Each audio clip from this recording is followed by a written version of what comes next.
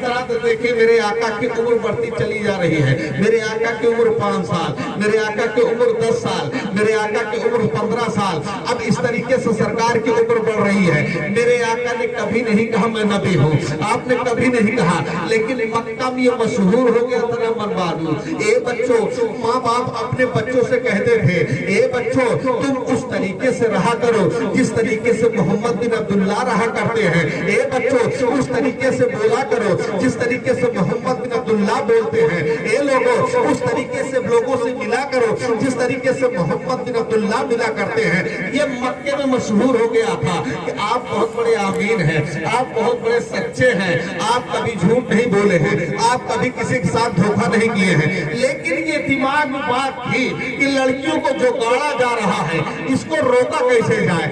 یہ بیوہ کے ساتھ بدسلوکی کی جا رہی ہے.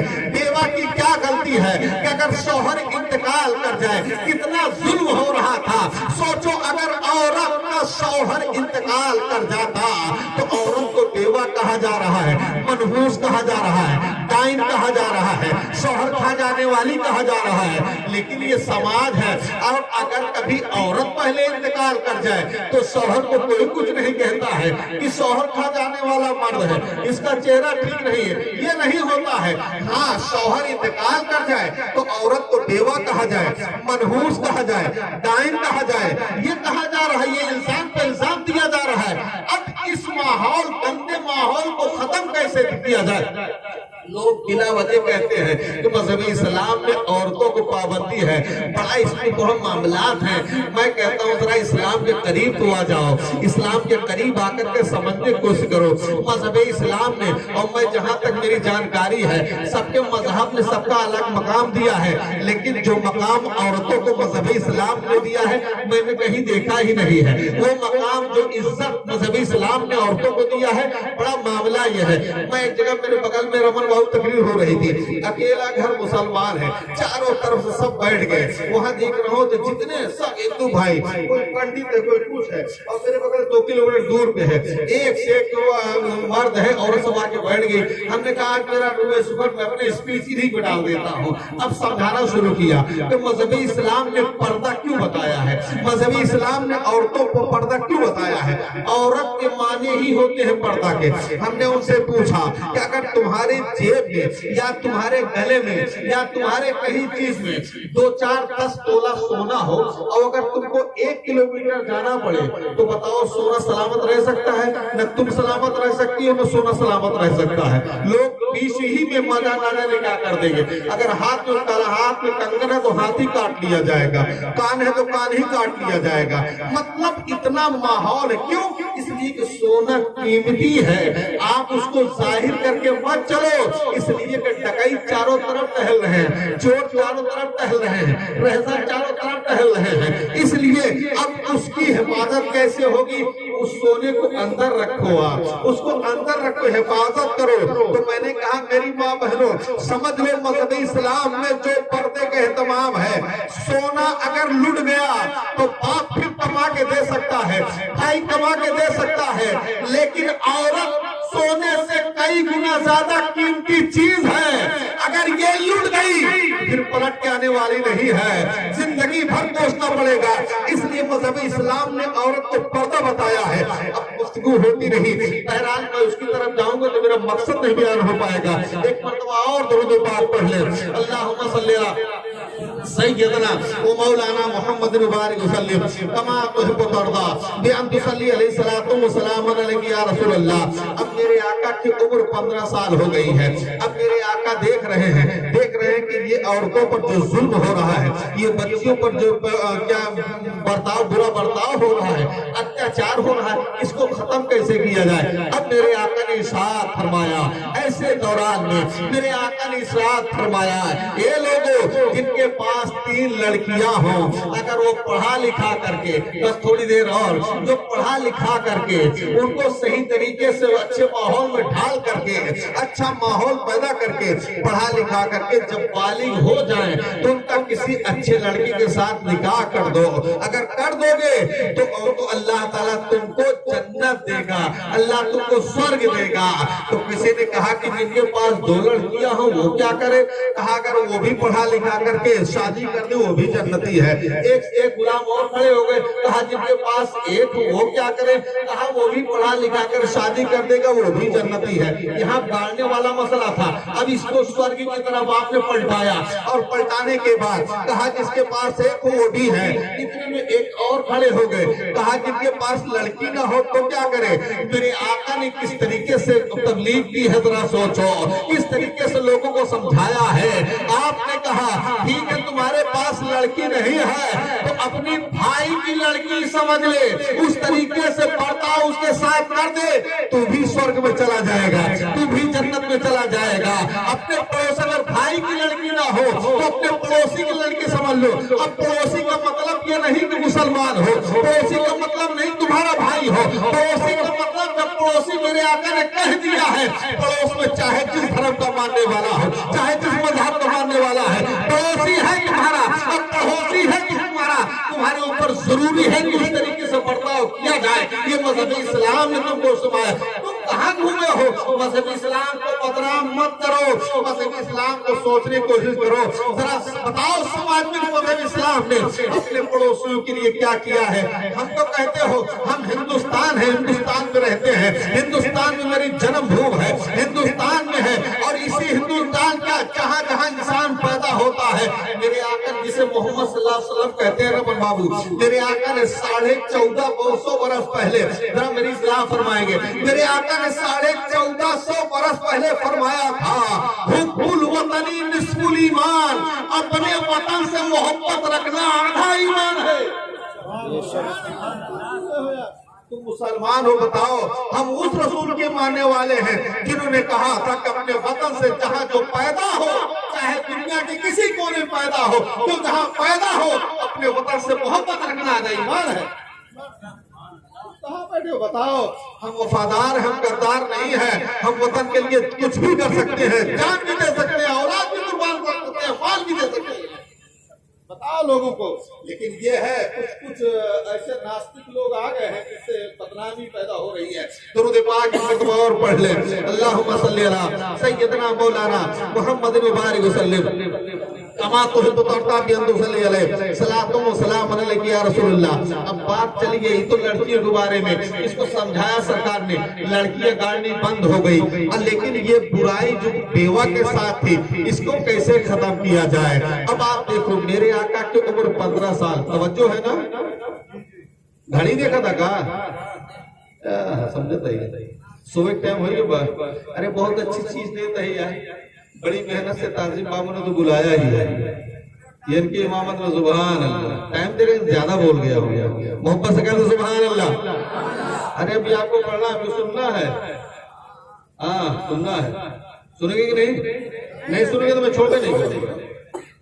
अब आप मुलाहजा फरमा ले जरा सा, देखो अपनों से मोहब्बत कर। ऐ गुनहगार न दोज़ख की सजा से घबरा, दोज़ख कहते हैं नरक, ऐ गुनहगार न दोज़ख की सजा से घबरा, कोई अपना ही समझ कर तो सजा देता है, कोई अपना है समझ कर सजा देगा। मेरी बाबा ने अब जरा सा गौर करो, तुम पर एहसान मेरे आका का कितना है, कितनी रहमत है तुम पर मेरे आका की।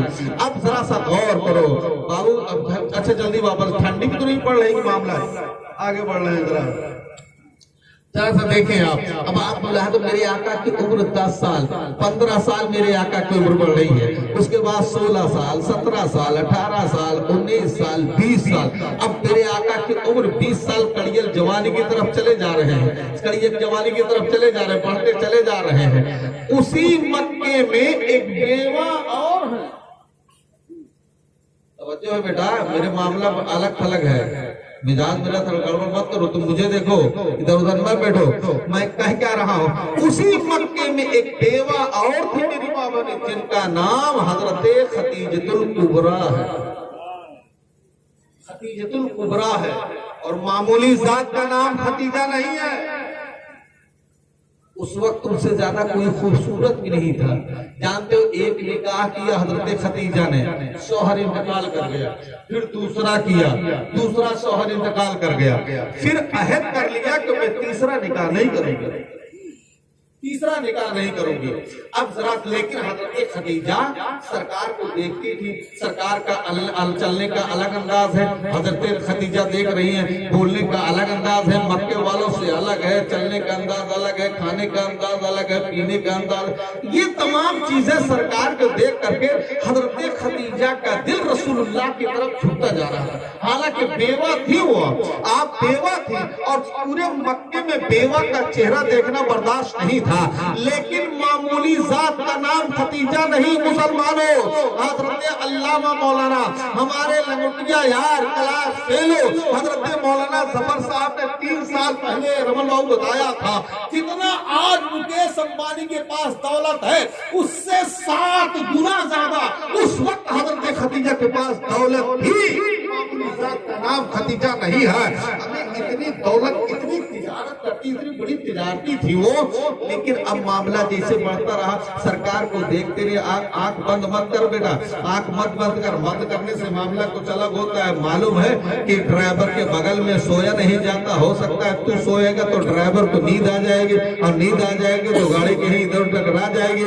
इसलिए बेहतर है कि तू सामने बैठा है, आंख बंद कर। इसलिए जरा सा देख मैं क्या कह रहा हूँ उसको देख। हजरत खदीजा की है, हजरत खदीजा का दिल सरकार की तरफ झुकता चला जा रहा था। मेरे आका की उम्र 19 साल, मेरे आका की उम्र 20 साल, उधर हजरत खदीजा की उम्र 35 साल, इधर 21 साल, उधर 36 साल, इधर 22 साल, उधर 37 साल, ऐसे मामला चलता रहा।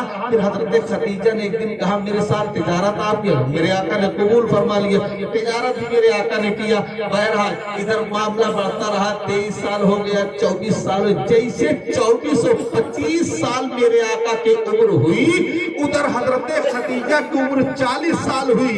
ये नौजवानों जरा सा देखो मैं कह क्या रहा हूँ। ये मेरी माँ बहनों, तुम्हारा मकाम किसने बुलंद किया, तुमको इज्जत किसने दी, कितने मकाम जहाँ समाज में कुछ भी नहीं था, तू गिरी निगाह से देखी जाती थी, तुझको गाड़ दिया जा रहा था, तो तुझको इस मकाम पर पहुंचाने वाला कौन है वो जरा सा देखो।